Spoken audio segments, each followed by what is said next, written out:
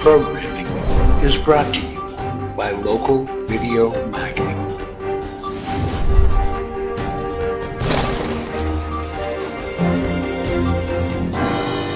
In association with Coach Chick's Mastermind Group and CoachChick.com.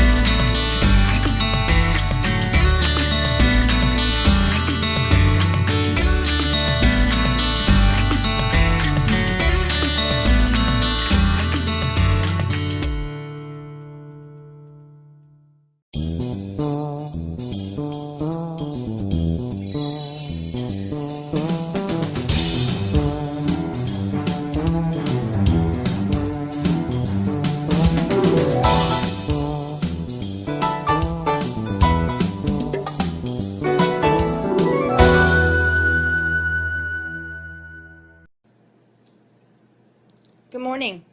This morning I want to show you how to cut up a watermelon into nice servable little chunks. This watermelon already it's been cut in half, so it has a nice flat surface. So I'm just going to cut it over here and take off the other top or the other bottom.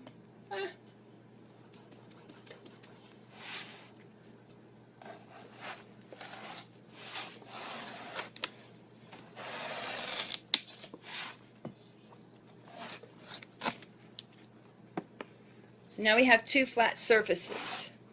Then you just take your knife, and I have a nice big chef knife, and you go around the outside.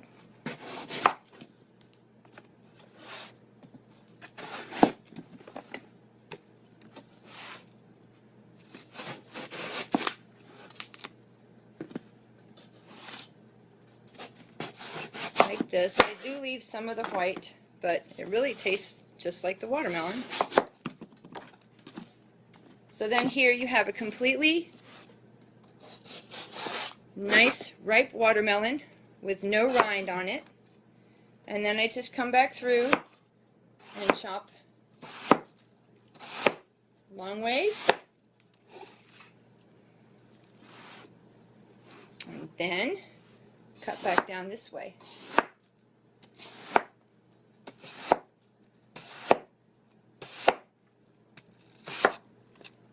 Last but not least, cutting through, making sure not to hurt your fingers on top.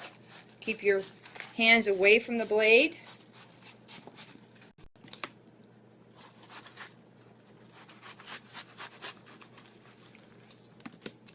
And sometimes I have to go in sideways.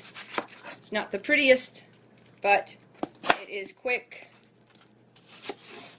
And as you see, you get nice chunks that you can store for your crew in a container in the refrigerator. I hope this was helpful. Have a great day.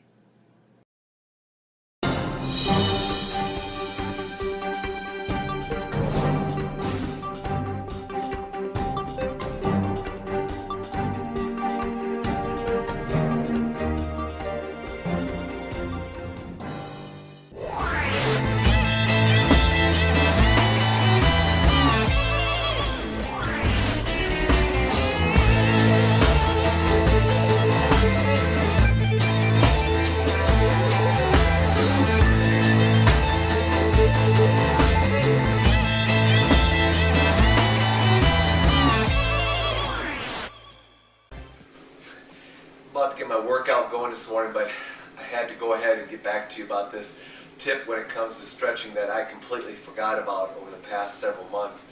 Matter of fact, it's been almost a year since I've trained like this. You know, when we talk about flexibility and stretching with the bands, it's a lot like strengthening. You know, if you're going to go ahead and you want to challenge your flexibility, obviously going with a stronger band, because the band is 41 inches long on all these bands, it's going to challenge you to go further into your range of motion. Let me take you through why that's the case. Let me take my black band here. I'm going to hook it onto my right foot, like so, and I'm going to start stretching. Now, the one thing you have to remember is this tension in the band.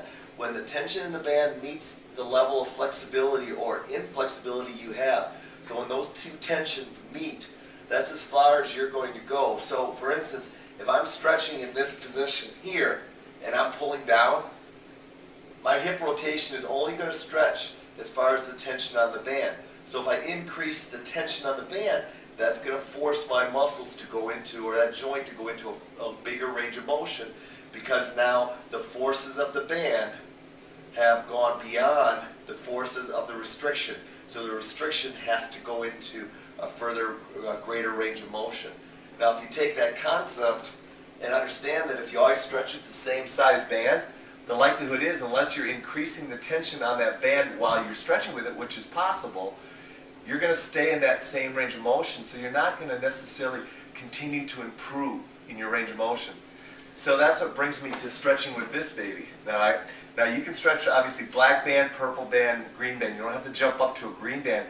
But I used to stretch with this a lot, at least once or twice a week, And now I don't anymore. And I think what's happened as a result of that is my flexibility has plateaued out, and I'm not nearly as flexible as I was a few years ago, mostly because I don't challenge my flexibility with a greater resistance.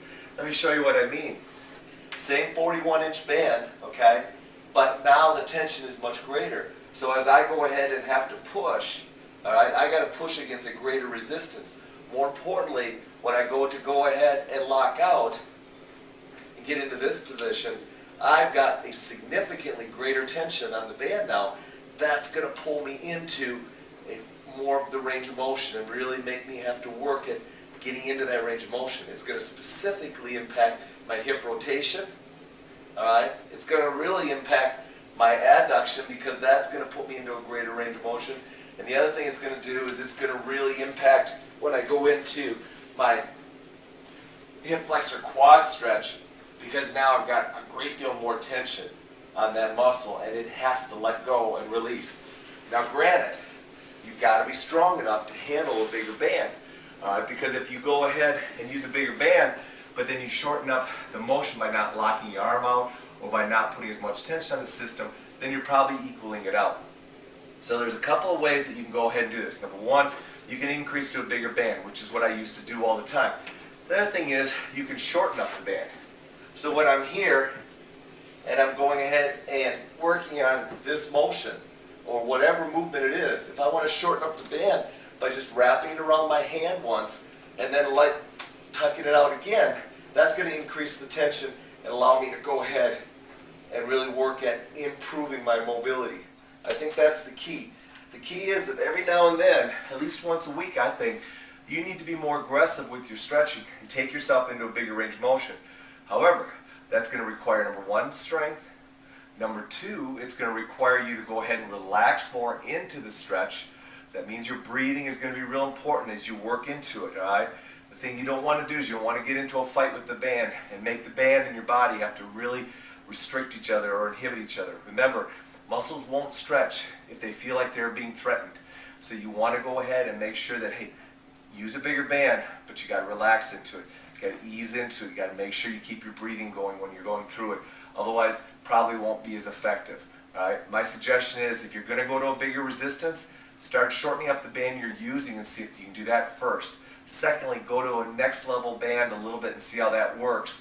And then thirdly, if you can step up to even a double length band or a double sized band like the green band, go ahead and do it. But remember, you got to be able to relax when you stretch that muscle and it out.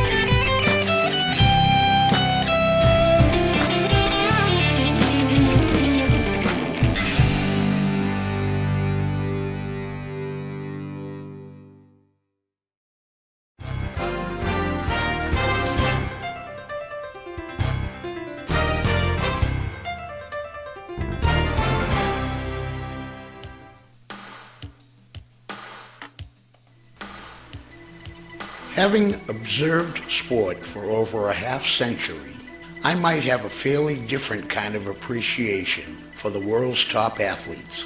Sure, genetics certainly played a part in their special physical gifts, but I'm going to suggest that it's very doubtful that they acquired their most unique skills within the context of a traditional practice setting. I'm not sure there's a definition that accurately describes what I mean, or what you probably envision as great athleticism. But I'm imagining a player that, besides possessing all the game's basic skills, is also extremely quick, fast, poised, and agile. What you've been watching are some of my young hockey school kids working on their poise or balance in numerous ways. I've dreamed up some of these, I've gained other inspirations from books on schoolyard games, and I've even modified some gymnastics exercises to help my kids become better at handling their bodies. In each case, I guess I see either a drill idea or some training device, and I automatically try to figure whether it will help transfer something positive to the kids' overall game. Breaking with the specialization craze, I also highly recommend that kids engage in other sports, with the spring months fitting the ice hockey player's season best. Just the mental break is refreshing, but at least some skills are sure to transfer positively from most any other sports, while few seem to have any real negative impact. But more on that later. Now, it's well known that there is a correlation between running speed and straight-ahead skating speed. So it should make sense then that we can aid a player's skating by enhancing his or her sprinting ability. That's why I recently put together a handful of the most impactful running exercises for my teenage students, so they can do them over the summer months. And while the kids all know they're there for hockey, I try to treat these workouts like track events, trying to keep them focused on the tasks while also providing them a little mental distraction from the same old hockey stuff. Then, after only a few months of using these agility ladders, I've become a true believer. I mean, in just that short time, I've seen young guys become quicker and especially more agile, both in the gym and out on the game ice. And because ours is a game of reactions, I've also enhanced the kids' agility and quickness with these simple games of tag. Sure, we can do this on ice, but I can tell you that these off-ice games are just as fruitful and probably more fun for my guys. I've purposely avoided being too specific here, instead aiming to spark some imagination. Also, I'll suggest that employing all that you've seen here would be a huge mistake. Trust me, that it would only take a few of these forms of drilling, done rather faithfully, to greatly expand any player's physical capabilities. Better yet though, wait for part 3, because there are even more ideas ahead in borrowing from other sports.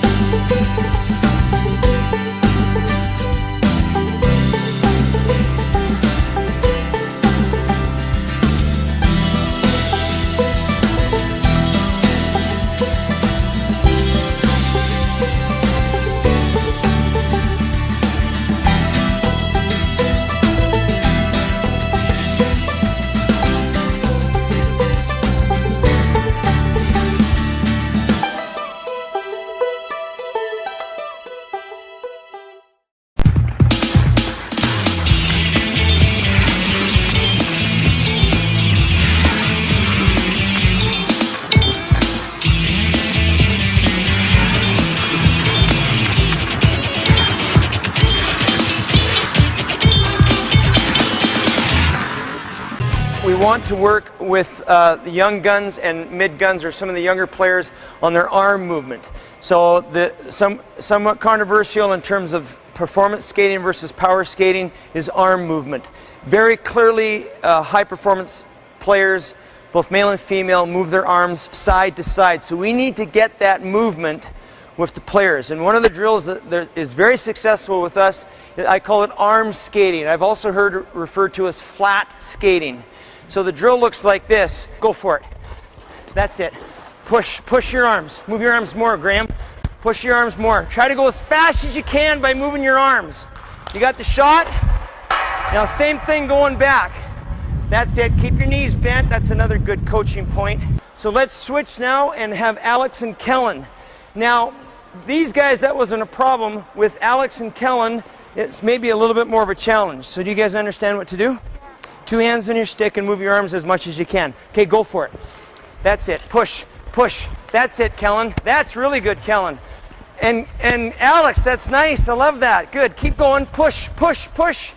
Take a shot. That's it. Good work, you guys. Good work. Okay, move your arms side to side. Move your arms side to side. Show me. This has been a local video marketing production. We hope you've enjoyed this, and that you've picked up a number of great hockey tips. Please do tell some friends about these shows, and let the contributing coaches know how much you appreciate them.